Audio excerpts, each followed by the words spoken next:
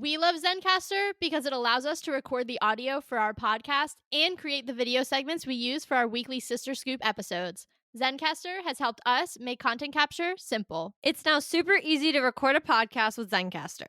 Log in using your browser and start recording a high-quality podcast right away. Record studio quality sound and up to 4K video with your guests, and feel a sense of zen knowing Zencaster's multi-layered backups ensure you always have your recordings in the highest quality, even if the connection is unstable. If you've thought about podcasting before and realized that you need a lot of different tools and services, those days are over. With Zencaster's all-in-one podcasting platform, you can create your podcast in one place and distribute it to Spotify, Apple, and other major destinations. Just go to zencastr.com/pricing and use our code SistersAssembled, and you'll get 30% off your first month of any Zencaster paid plan. We want you to have the same easy experiences we do for all of our podcasting and content needs. It's time to share your story. Katie and I are always hungry, and one snack we both love is beef jerky. That's why we're so excited to tell you about one of our favorite jerky brands, Matt Hat Jerky. Matt Hat's delicious taste makes it a great snack, and the variety of flavors, including original, black truffle, and my personal favorite, roasted garlic, means there's a flavor for everyone. Plus, it's local to the area where we grew up in, which we just love. Use the link in the show notes below to get some Matt Hat Jerky for yourself, and make sure to use our coupon code SistersAssembled for 10% off.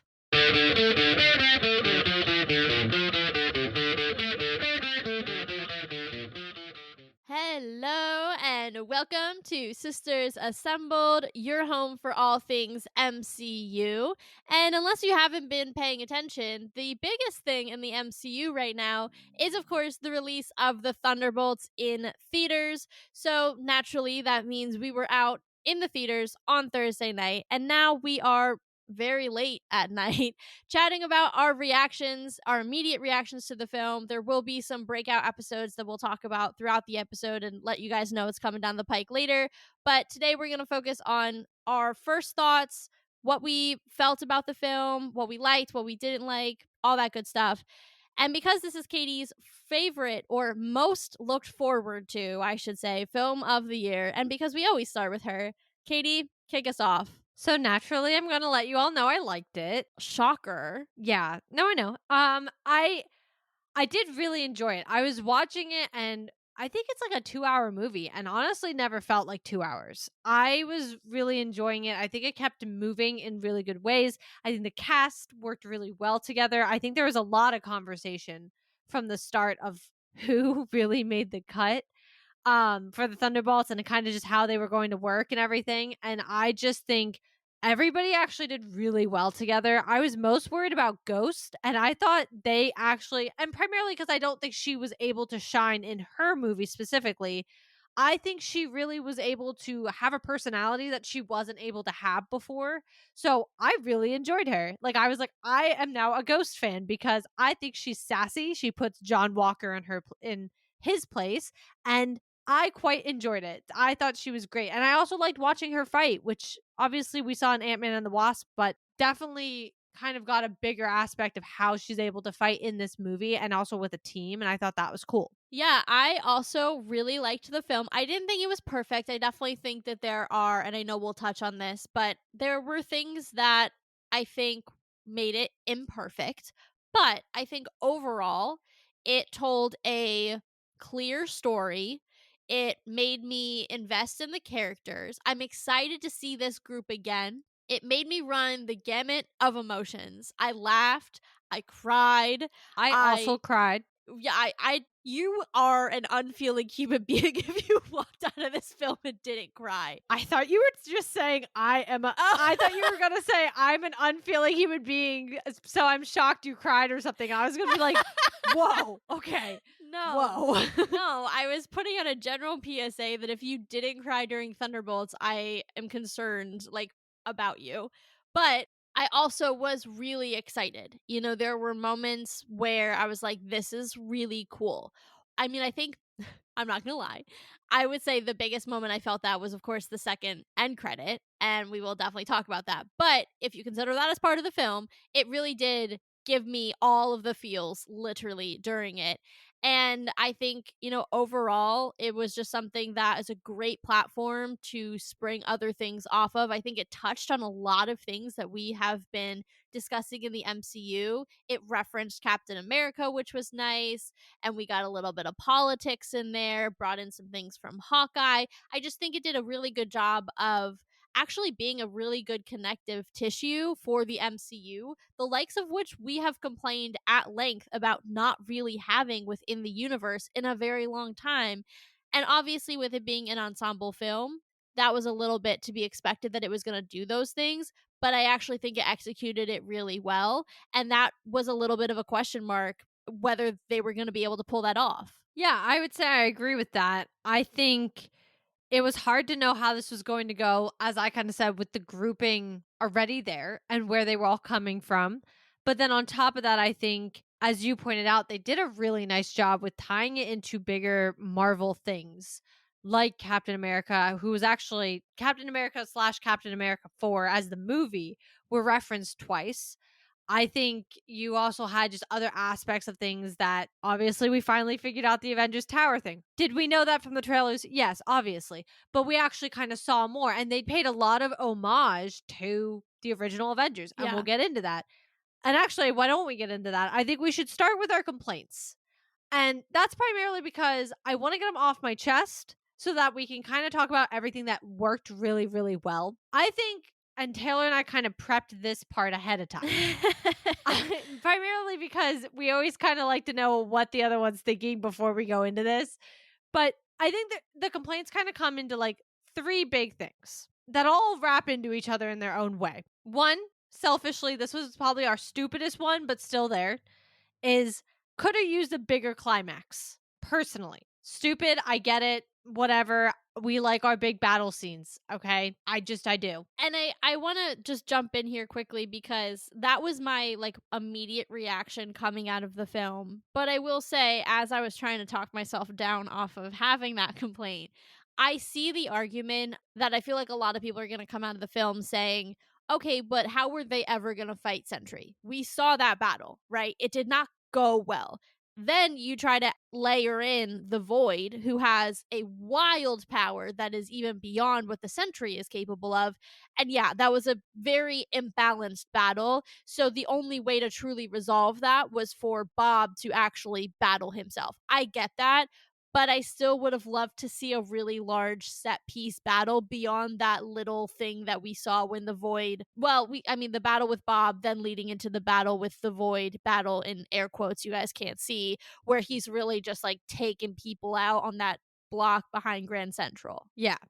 Well, and I think this sort of complaint rolls into the second one because my big one, which kind of could have been, I think would have actually solved both the bigger battle issue for me and you, and also my second complaint was I appreciated, and we'll talk about this at length because it also was a huge positive to the film. So this one's hard for me because I have pretty much 50-50 feelings. I think it was a great way to go, and I also kind of didn't like we did it at all. I appreciate that they focused primarily on Yelena and told the story through more of Yelena's lens. I think they also, by doing so, extended that lens to Bob, which makes sense. That's our newest character. He's the only one being introduced in this film. I think that makes total sense. I think my issue was, and obviously I know we're not dumb, they essentially confirmed the Thunderbolts were always going to continue after this. This was never a one-off movie. However, theoretically, and I'm using air quotes now, in the universe, we did not know if the Thunderbolts were going to continue past this movie. If they hadn't, I wouldn't have cared as much that they focused only on Yelena. Because they are supposed to be a team that is being called the New Avengers. We'll talk about that, don't worry. Yes, we're getting into that. I was very bothered by the fact that we didn't focus on the other four nearly as much. And this is where we're going to sound also really annoying. And I'm going to sound really annoying because I hate doing this. But we have to. Comparing it to the only other like relative team up we really got, the Avengers 2012, I think that movie had done such a great job bringing in 6 people, telling all of their stories relatively evenly, and it being split between all of them. Obviously, there was a little bit more of a focus on Steve and Iron Man because those are your big two. But we saw all of them pretty evenly, and I felt like the movie split between the six very well. That's not what happened in this movie. And I think that upset me a little bit, one on a personal level because I love Bucky and I wanted more of him, but also because I wanted more of the other three and I wanted to feel that team dynamic. Now, where I said I feel like this could have been solved was when they were all in the void, I wanted to see at least everybody's experience in the void, their room, at least once. I really wanted to see Red Guardians and I really wanted to see ghosts. And selfishly, I wanted to see Bucky's because I wanted to see what exactly was in Bucky's. Which one? We all know Mission Report December 16th, 1991, but there's a lot of other missions. Well, not just his missions, but I think going back to the beginning with Steve and things like that, I think there are a lot of aspects to Bucky and his trauma and his darkness that I think we could have explored. Yeah. And so I selfishly, for that reason, wanted to see him as well. But I wanted to see, especially Red Guardian and Ghost's trauma in the void. And so I do think the higher climax, but also kind of being able to see a little bit more depth to each of the characters and tell each of their stories more could have been solved in that last scene in the void rather than, and I know why they went through Bob's, but rather than just going through Bob's, going through all of theirs, it didn't have to be a long scene, but at least doing it because I do think that would have solved both of those complaints at once. Yeah, I definitely 100% agree with you there. I also think it would have helped show the team continuing to empathize with one another. And I think you see that evolution throughout the film. So I don't want to say that they didn't do that at all, because I do think that was a part of what we saw as we went through the story. But I think that it's one thing for someone to make a like semi funny joke about their childhood trauma. It's a whole nother thing to be in the room watching that happen to them, or for someone to, you to find out that someone's wife left them and took their child because they're, struggling with the aftermath of what they did. It's a whole nother thing to watch him go through that. And so I think it would have helped really deepen the bonds of the team because, and this was something Katie actually said to me earlier that I thought was so well put, but she pointed out, like, we see them lift the stone or the piece of rubble, when it falls from one of the buildings. And that's supposed to be like the signifier, the big team up moment, right? It's supposed to essentially be the equivalent of the iconic circular shot from Avengers 2012, right? That's what it was.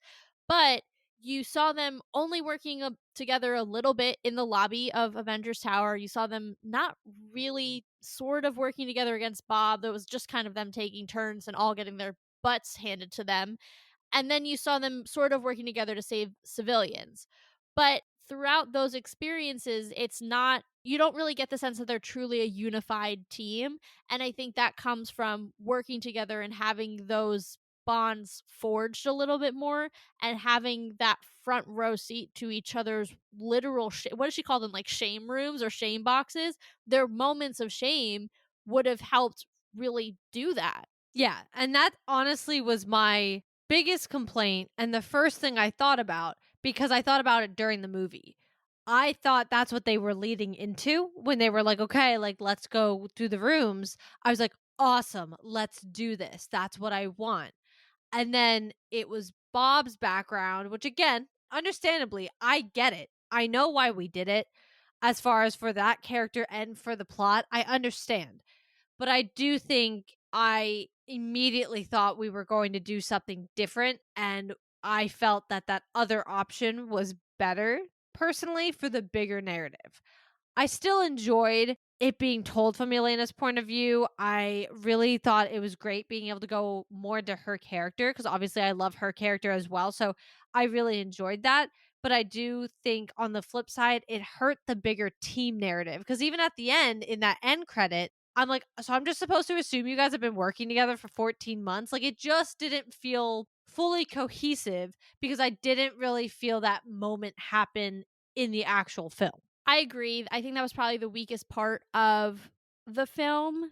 It definitely, like, I will say, like, when they had the press conference and it just kind of cut, I was like, wait, but I feel like I missed something. Like there was something that wasn't there or cut or something left on the cutting room floor that would have helped me get some sort of resolution or at least see an outcome. I don't know that I felt that there was an outcome. At least give us another shawarma scene. Yeah.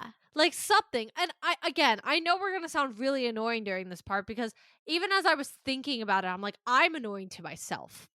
I hate being like, well, in the past, or they did it better here, or whatever. But the fact is, and I said this to Taylor earlier, this movie was trying to both emulate the formula of Avengers and also not and go in its own direction. I respect that. I think trying to find that middle ground made it struggle a little bit. And that's kind of my third complaint was just it kind of just in general made it struggle. And for those of you who are like, no, it didn't. Guys, Valentina was Nick Fury. Same thing. Played around with something you didn't understand and you brought a really powerful being to New York. They're in Avengers Tower, literally in Avengers Tower. And one of my favorite things, and I said this wrong in the predictions because I looked too quickly at the area, that battle, and I'm using air quotes here, that battle that they have with the Void doesn't take place at the exact same spot in New York as the Avengers, and I'm going to call on the iconic circle up scene again. It actually takes place at the backside of the building, which is such a wonderful metaphor for the fact that, like, these are not the original Avengers. What do they call them? The Avengers. I loved that. That headline was amazing. But like that's such a cool way to represent that. Is like they're not in the same place, standing in the same spot as the original six. No, they're on the backside of the building because this is the B team. So I think to your point, like it was trying to both pay homage and subvert, but at the same time, and I'm gonna get a little meta here, the fact that it couldn't totally land it is actually so perfect, I think, for this team That's true. that in a very meta way, it kind of did exactly what it needed to do. No, that's totally true. And I think, yes, I just think from the initial viewing experience, it was like cool callbacks or cool whatever. And then it'd be like, oh, what are we doing over here? I'm confused. And like, I don't know. I do think because we went so deeply into the brain aspect, which we'll get into. And I say brain because, I mean, this is all happening. Like the void in this scenario is really messing with people's thoughts and it's a darkness. But I think because we went that direction, like the other aspect of where it didn't land with in comparison is like the threat was there, but the threat was confusing, Yeah. to be fair. Because even Bucky was like, we don't even know if she's alive. Like she just went in there. We have no idea what's going on. It's not like a clear army attacking like we obviously had in the first Avengers. So then on the flip side, while the threat is there, it was confusing from the perspective of like being a civilian, if that makes sense. Yeah, it's like New York is being literally like overcome by the void, but what are I guess what I'm not sure about is like what does your average civilian like what was their experience during it? And then we all are going to just come out of that and be normal. Like I just think that's Well, you where can I say got that about lost. New Yorkers in literally any of the experiences. Yeah, that they've but I had, think so- I think my point being is like this one's so much more psychological than everything else. Yeah. Everything we know, and which I'm down for, like that was not an issue for me. But I think everything we've seen up until this point, specifically in New York, is usually very clear what the threat is as far as like just run away. There It's is very something scary physical. attacking. Yeah, like get away. And it's not that it's an issue that it wasn't physical. I just think I lost where it affected the bigger people, like the bigger city as a whole. Like the entire city was swallowed. Yeah. How does that affect your average civilian? Because we are kind of so secular with just focusing on the team and Bob that I'm like, what's going on to the people of New York though? And we'll never address it again. Don't worry. Marvel will never address if the people of New York are sane at this point because they all just relive traumas. Like, I don't, to your point, what did they actually see? Nobody knows. So I do think like that was like a weird. You know what's wild? Because we just talked about Daredevil, Kingpin. But that's what I mean. And we're never going to talk about it. We No. are never going to address that the void sucked up the entire city. No, it'll be like Kingpin happened to not be in New York that weekend. Yeah. Like, it's just never going to be talked about. And I think that's where I struggle. And to your point, on the meta level, it kind of all works because we're never going to talk about it. The B team never, it's going to get like the faintest recognition and everybody moved on from it. Versus when you have aliens attack and the A team came in and yeah, the city was absolutely destroyed. Absolutely. But they saved the day and everything was great and people ran away and lived and it was all good versus like this one where there's obviously damage but not the same extent of damage and everything of that nature. Like it is kind of, it all does in its own way play into they're the B team. So yeah, they don't get the whole like Alien invasion. yeah, they don't get the whole special stuff. Like we're not gonna like go into the depths of it. But I do think from the other aspect of like the viewership, I'm like, okay, I could have had that fleshed out a little more. That's fair. I do want to dive into the mental health aspect because we talked about this in the predictions that it was going to be, a strong theme within the film. And I think that definitely bore true as we were watching.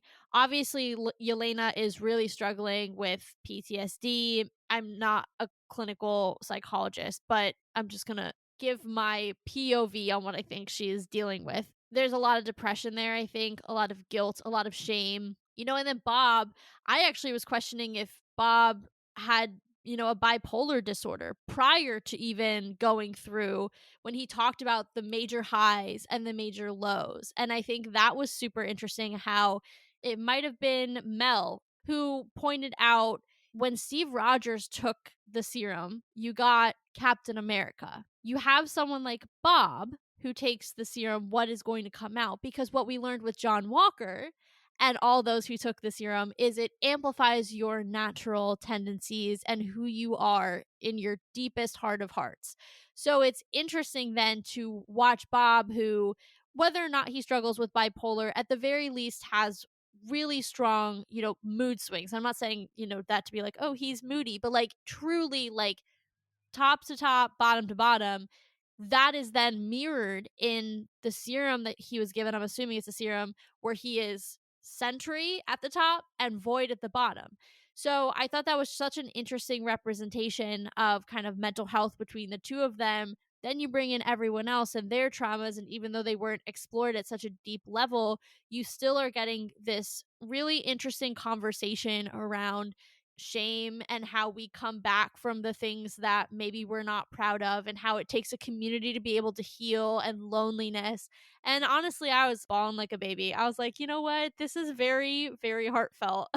I have a lot to say here. The first, I want to zero in on Yelena. I want to add to what you were kind of saying first to also say a lot of hers stemmed from grief. Yeah. And that's talked about. I mean, she straight up says to Alexi, she's like, I lost my sister and then I got her back and then I lost her permanently. Yeah. And he wasn't there when she needed him to be. And granted, he was like, I'm here now. And, I commend him for that part.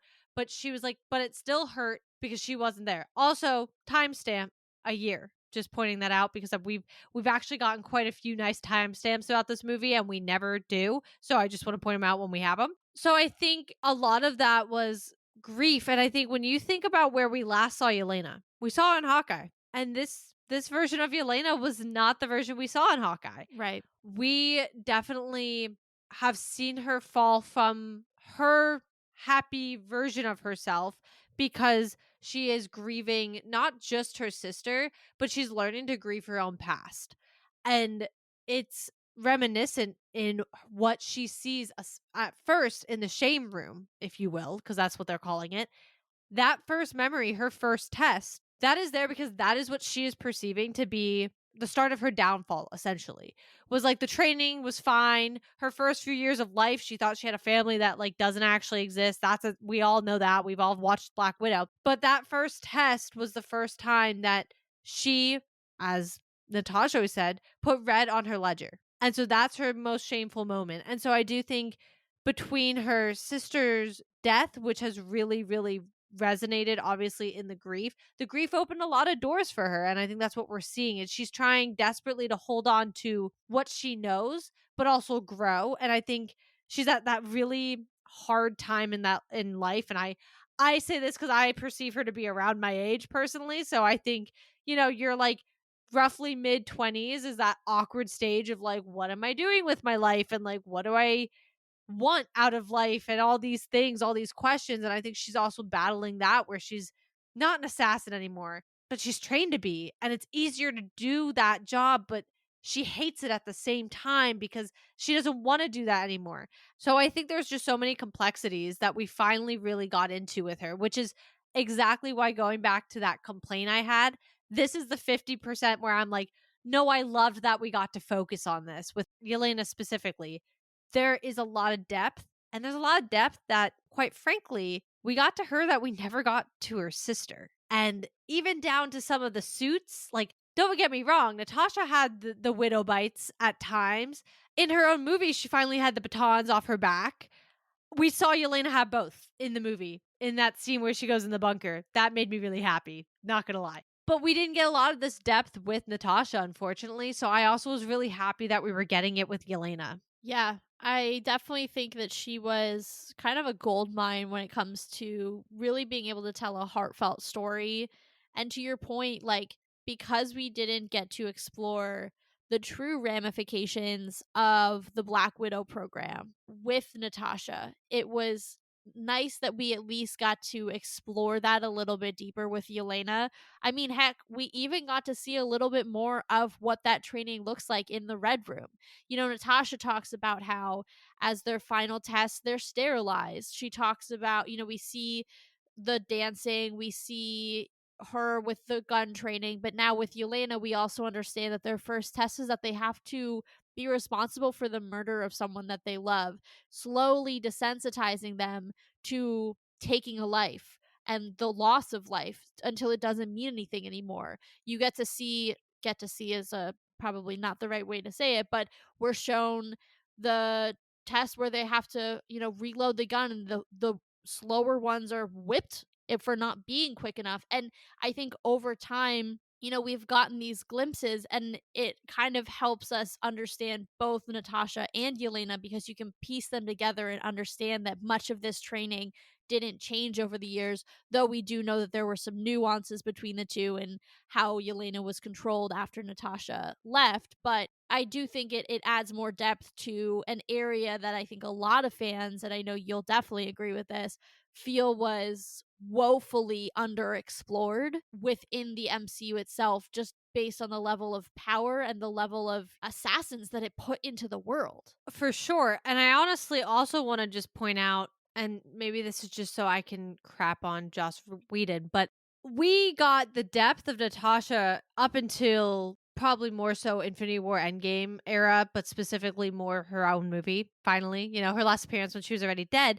But her version of being a monster, if you will, was because she couldn't have children, because she'd been sterilized. I will never get over the fact that they allowed that to be in a film. No, me neither. Me neither. But we'll keep going. The reason I bring that up, though, is because you talk about we didn't get it. And some of it was because we've gone into depth that Natasha as a character was woefully miswritten in every single movie. The only one that I thought she at least did fairly, she was written in a way that I could have respect was Winter Soldier. And otherwise, a lot of the time, every director, every writer for the different movies had her as a completely different character. Regardless, I say all this to say we actually got to explore, as you pointed out, what being a Black Widow meant more than, oh, I can't have children. I was sterilized. I'm a monster. No, we got to look at Yelena and realize why she felt she's a monster, which are the valid reasons of what she's done in her life, the amount of lives she's taken, which she even points out. So I do think it's so nice to be able to, I say so nice, that sounds horrible, but I do think it's a storytelling wise, nice to be able to actually explore that in a very genuine way because this character does have grief for not just her sister, but her entire childhood, her entire life up until that point. And that's something we never got to really explore before. On the other hand, talking about Bob, I think possibly bipolar, yes, but I also think, I don't want to say simply depression, but depression can also show itself as being very high highs and very low lows. So I do think, regardless of whether it's bipolar or depression, I think The Void and Sentry were such immaculate ways to be able to show look at how he was when he was Sentry. He's in that suit and he's got his hair dyed and I mean, I thought that battle scene where he's literally just chilling and they're all trying to throw their hardest punches and everything else at him was the best way to show like this guy's untouchable. Yeah. And then the void was just such an immaculate way to show the pure darkness that just drops and where he becomes and I think the metaphors that just were happening in these moments were also just impeccable. And I really commend Marvel and the writers of this movie for how they showed some of these metaphors. The void just spreading out and pulling people in with them. I think a lot of times depression in its own way can bring people down with you, or you at least feel like you're bringing people down with you and you don't want to feel that way. So I think it makes it worse. And so I think the metaphor of him literally spreading his depression and bringing people down with him was really deep. But I also think that final scene from the final battle where he is trying to defeat his depression, his dark side, and it's sucking him down with him, but that he's pulled off the brink by his friends and the people who are there to support him, I think was just that's where I cried. Yeah. That is where I genuinely just was losing it because I was like, you are saying and telling just such a beautiful story here in this film. And I really hope people are seeing it and resonating with it. Those who, or I should say, those who feel they resonate with it, but those who maybe don't resonate but can tell the story and just really feel for it. I thought it was just, like I said, I just thought it was beautiful. I thought it was very well done. Yeah, I mean, I think too, to like take it a step further, I think sometimes when you're dealing with depression, which is obviously what, to your point, the void is representing, sometimes the one emotion that you still have access to is anger, right? And I think that scene where Bob is literally trying to beat the depression out of himself is so powerful because you can't beat sadness with anger. You can only beat it with the support of the people around you. And I think that too got me good. And I think it was really a beautiful conversation about mental health and why it's so important to have that support system. And I think then when you think about, again, like the wider team, though they are not dealing with this entity that represents the darkest pieces of them, you understand that to some extent they all feel the same way. Like, how many times does Yelena say in this film, we're all alone? We are all alone. It's the true definition of found family, right? Like, they have been able to bond over the shame or the things that they've done in their lives that they are not proud of in order to go forward. And I think Bucky has a really important line too, where he's like, I've been where you are. It does get better. And we talked about this in the predictions. He can be kind of a figure of aspiration for them because though he's not healed and he needs them just as much as they need him, he is a little bit further down the road. He's had that support and he's done some of the work, and so he can help kind of guide these folks. And then you see it in the flash forward 14 months later, they are working as a team, not just as fighters, but you see the way that they are, even just supporting Bob and letting him just chill because he does not feel comfortable being the Sentry yet, and nobody's pushing him. They are supporting one another and they are a unit. And I think that is something that is just really beautiful throughout the film as they're all kind of battling their inner demons, where Bob is the physical representation of all of that. Yeah, I fully agree with everything you just said there. And I think I like that this is where they went with this direction of film rather than having it just because they're all gray characters or they've all been villains or whatnot. I think allowing it to tell a deeper story because Marvel's never shied away from mental health. I said it in the predictions with the exception of Fat Thor, but they really never have. And in the times where they have touched on it, it's been pretty well done. I mean, even I know the example I gave before was, with Iron Man, but I'm thinking even with Loki and his grief with his mother dying. They did an entire character with DID, which is Yes. incredibly difficult to do in a subtle and respectful manner because I mean, in media, you've seen the gross, there are gross examples of representation of or trying to represent that particular mental illness. But I thought Marvel did it in a really respectful way. That's not easy to do. No. Obviously, that's intrinsic to who the character is, but that doesn't mean they had to do it well, and they did find a way to do it well. Right. And I mean, that's why I do bring up some of the earlier examples too, because Marvel, when they've done it and not shied away from it, even from early on, your phases one, two, no, mainly one and two. I mean, these were not the same conversations that were being had from 2008 to 2014. Quite simply, that's just a fact. So I do think as society has shifted, obviously, I think it's opened a lot more doors to kind of have these deeper conversations, but to tell it in this way, I think is awesome. And I think that's part of why this movie's been getting such great praise because it's. Okay, this made me angry, but I think it's fair. I see where this person tried to say this, but somebody said that they felt Thunderbolts was what Eternals tried to do. Now, personally, I loved Eternals, so I don't agree. But I'm sorry, where did this movie hit that Eternals missed? I'm I confused. I don't know. But I understood the point of view of like the people who don't like Eternals didn't like it because they thought it kind of just went off the rails and did something completely different than what they're used to. I do think Thunderbolts did that. It was almost entirely about mental health. Yeah. Believe it or not, that's a fact. And so that's why we felt a little icky about our initial complaint of being like, oh, a little more action because it told a really beautiful story Yeah. beyond that. But that's what it did. And so I do think for those who maybe didn't like Eternals, maybe that's where some of that turnaround is as well. Maybe they'll enjoy this a little better. I don't know. Again, I loved Eternals, so I didn't fully relate, but I kind of maybe saw the point of view of those who didn't like Eternals. I don't know. I do want to talk just about the movie as a whole, just like things that I liked, things that just went well.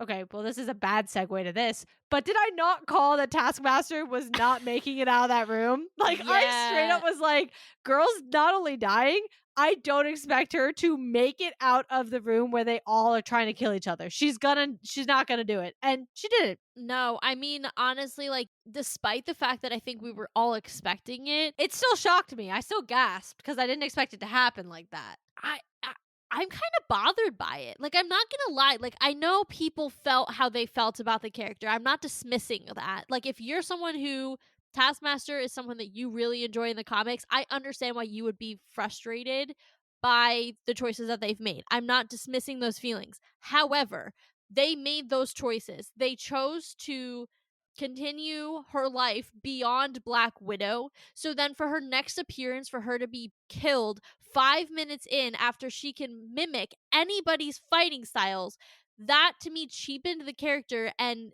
was very much fan service in the worst kind of way. And it really was like there was so much more that I think we could have explored with taking the character in a different direction. I mean, even Yelena, when she was talking, Ava asked her, like, oh, you knew her. Like, what was she like? And she was like, well, she had a really tough life. There were things we could have explored there with her. And I'm like, I get that you are trying to placate the fans who were really frustrated by the choices made in Black Widow, but killing this character outright it does a disservice to whatever reasons you kept her alive in the first place. If you were just gonna kill her, you should have killed her in Black Widow. I mean, honestly, I didn't even care that they kept her alive in Black Widow. I never need to see her again. I know that sounds weird, but like, let's be real. For example, Ghost came into this movie. I love her now, like, but she lived in Ant-Man and the Wasp. She didn't die. She lived. I never needed to see her again, technically, though. From that movie, didn't care. Obviously, I think she's redeemed herself. I've gotten to actually see more of her. I like her as a character. I'm excited to see more of her. But again, she lived, and I really couldn't have cared less if I ever saw her on my screen again. That's how I felt about Taskmaster. Not about the fact, like, oh, they kept her alive. Okay, whatever. Like, that really didn't bother me. I don't expect to see 90% of those widows ever again. There are a crap ton of widows that just disperse at the end of that movie. Yeah. I really don't care. Like, whatever, fine. They're out there somewhere doing whatever they're going to choose to do. That's how I felt about Taskmaster. So bringing her into this movie, I see your point about the fan service. Quite frankly, though, you didn't even need to do it. You could just have her disappear. Also a very valid option. Yeah, like you didn't need to ever even bring her back. And I think what frustrated me with this specifically was actually on the flip side of it.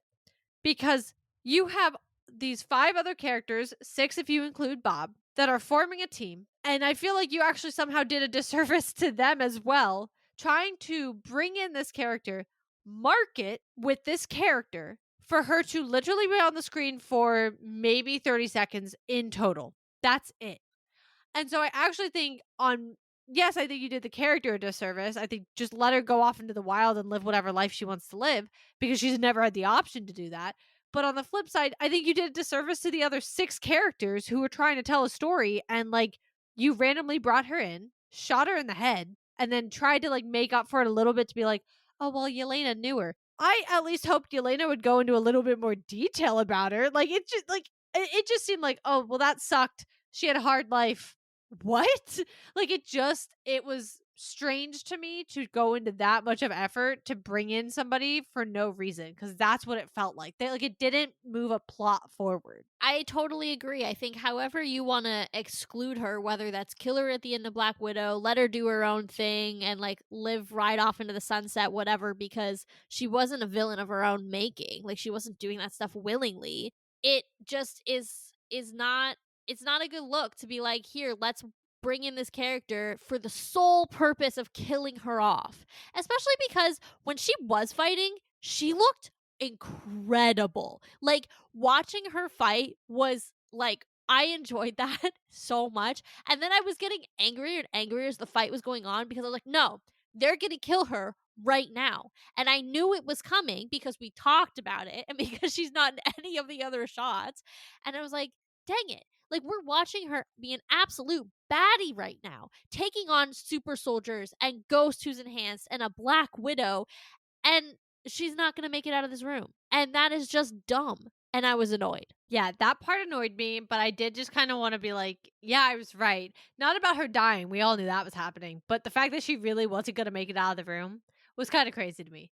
Like I was like, wow, that I while predicting it, I didn't think that it was actually going to happen like that. And like I said, I still gasped when they shot her in the head. Like I was like, holy crap. Like, okay. Otherwise though, like I think it was weird, but I enjoyed that they somehow managed to make Bucky one of the comic reliefs. Didn't Yeah. expect that. Yeah. I was like, how did we get here? And also, I'm happy we're here because I think him, oh my God, wait. One of my favorite scenes, hands down, was him and Alexi in the front of the truck with the other ones in the back, acting like an entire married couple with their children, being like, Yes. are we there yet? And they're like, leave us alone. Like, shut up. We're almost there. It's fine. Like, I just sat there and I was like, this is perfect. Like, this is the dynamic that I But then expected from this. when they went even further and Alexi was like, so what's the plan? And you see Bucky's like deer in headlights, like, I'm the leader now. Oh crap, I'm supposed to have a plan. So he drives the truck into the wall and you're like, this was your plan? But honestly, you know what I love the most? And this comes just from like a Bucky fan. This man has never been able to go into a mission and not have a plan. Yeah. Because he was programmed to do a job. He was given his mission, break it down, and forced to go do it. And so I was like, I'm living for this man having full autonomy over his own decisions right now, like, and what he decides to do. And his first big decision is, I don't know how to get in there, so we're just going to crash this truck through the doors. I really live for it. So I just think that was such a fun dynamic that I knew was going to be great. But like, oh my God, when he just also kept calling him Mr. Soldier, I literally I cackled, and I'm sorry if you were sitting next to me in the theater. I was cackling every single time because I was like, why are you not even like Mr. Winter? He's like Mr. Soldier, like very formally. And I'm like, only Alexi could be doing this, and like only Bucky in this new reformed version of himself is sitting here like fully accepting it. But I enjoyed those two, so I would like to see more of them. I also think it's funny because we did talk about the dynamic between him, Alexi, and Yelena. And I think they still have their own connection. And I think you even see it in the end credit, in my opinion. Bucky kind of walks the line between one end of his personality being very Alexi like and one end being very Yelena. And I think he gets both of them from different perspectives. Yeah. So I think we see old Bucky a lot more with Alexi, but we see, put together, I'm still a soldier, I'm a leader with Yelena. And I really, really like that too. I think those three are just a great dynamic. Obviously, then you throw John, and he was just a punching bag this entire film. I actually like him after this. Which is, I mean, that I was think an I like uphill it because battle. everybody was using him as a punching bag. Like, Yeah, I don't know when that I Bucky like straight up was John. like, "Your wife took your child and left you," I was like, "Oh my god!" Like, my entire theater gasped. Everybody was like, "Holy crap!" Yeah, nobody was like holding back. I mean, Bucky did it in like a subtle way, and then Yelena was like, "Oh, you want to talk?" And I was like, "All right, girl, let's just blow up all these new relationships you just built, No, because that's yeah. classic self-sabotage behavior." I really was enjoying just like I think the banter, the general dialogue between all of them was really, really good. I mean, I I'm sorry, just the scene when Alexi's driving his limo through the desert, blowing the horn, and Yelena's already sitting there like, "Oh my god, there's no way my father is doing this right now." I And was then he gets out of the crying. car and he's like, "Yelena, Yelena," and he's just It's your screaming. dad. No, and she's like, "Oh my god." She's giving that subtle thumbs up. She's like, "Yep." I as a daughter, Yes. I just was like, "Oh my god, I've never related to this scene more in my entire life." Any kid who's ever been embarrassed by their parent in public felt that on a cellular level. Oh my god, I really and obviously we're sisters, so we share our father. And I just am sitting there thinking about our dad, and I'm like, "Oh my god, Yelena, I really I get it, girl. I We get love you, it." Dad, but we get it. Yeah. I was like, "Oh my god, I feel this. I feel this." Yeah. I do want to talk about the one big thing that we haven't talked about yet, because that was a big thing for me. And we're not going to go in depth because I just want to rip the band aid off and tell you guys we're going to do a whole episode dedicated to the second end credit scene. So if we're breezing through it or over it now, it's because there's going to be a whole breakout session. So don't you worry. But Katie got to point out a place where she was right. So I would like to point out a place where I was semi right, which is we're having a little bit of friction between our two Avengers groups. I think there was a lot of talk about, the Thunderbolts actually being revealed as the Dark Avengers. They are, in fact, the new Avengers. And it sounds like they're a little bit in conflict with Sam and his now trademarked Avengers. And, we talked about a little bit in the predictions, are there too many teams? And it seems like the answer is yes. Katie and I have some thoughts about what this means for different characters, how we feel about the way that it's setting up, obviously, the two big team up movies that are coming, how it reflects some things that we've seen in the past, and we'll dive into all of that. But then that wasn't it. You get to the big thing that, like, literally had me howling. It was an animal reaction because they started talking about space. I was like, dang, I am having hardcore Infinity War flashbacks right now. And I'm not sure how I feel about that. But at the same time, I was like, space, oh my gosh, space. And then they showed the Fantastic Four spaceship, and I lost my mind. So we're setting up Doomsday. Yes. I will also not go too in depth because, like you said, we will do a whole episode on this. I actually want to talk about briefly the angle in which they went about the two Avengers teams. First and foremost, 14 months, guys. And we know this movie took place after, we don't know how many months exactly, but we do know it takes place after the events of Cap 4, which we did know but was confirmed in universe. That being said, let's round it to a nice year and a half. A year and a half later, at least, suddenly we are getting an Avengers team. So that's its own thing. My angle from this was more like, oh, the boys are fighting. Like, why are we doing that? That was kind of annoying to me. And we'll go into that a lot more in depth in the episode. I have a lot of thoughts on that, but I didn't love that, like, Sam and Bucky are essentially now on competing sides and like all that, especially when you had that beautiful moment between them in Cap 4. Like, it just, There was a lot of character stuff that yeah, we're gonna go talk more in about. depth on that because that really aggravates me Yeah. as a Bucky fan, but also as like I love Sam and like it just really made me And their angry. relationship is so beautiful. Yeah. Yeah. Yeah. We It just will talk that was about rough. That was rough. And I do think, we'll go more in depth on this, but you had brought up when we were talking before about like kind of setting up that we're going to have warring sides of Avengers as we go into what's happening with Doomsday, which is actually kind of very similar to what ended up happening with Infinity War. Yeah. And so I think that's a great point too. We'll talk about that more in depth, but I just kind of want to briefly put that out there. As far as Fantastic Four, I didn't expect it to be that. I honestly, okay, y'all are going to laugh at this one. Thought it was going to be like Doom straight on flying in. Like, I'm not going to lie. You thought Victor Von Doom was gonna be. I mean, I guess that's not like that outlandish, but It's not, but like I think what threw me was I didn't expect it to be the Fantastic Four ship either. And I think it's just cuz like we watched the trailer before the movie. We know it's coming in 2 months. And I just don't think my brain processed because it's been such a long time since Marvel has used an end credit to directly relate to the next property. TBT to that time they threw out the MOM trailer into the end of No Way Home. No, like what? Yeah.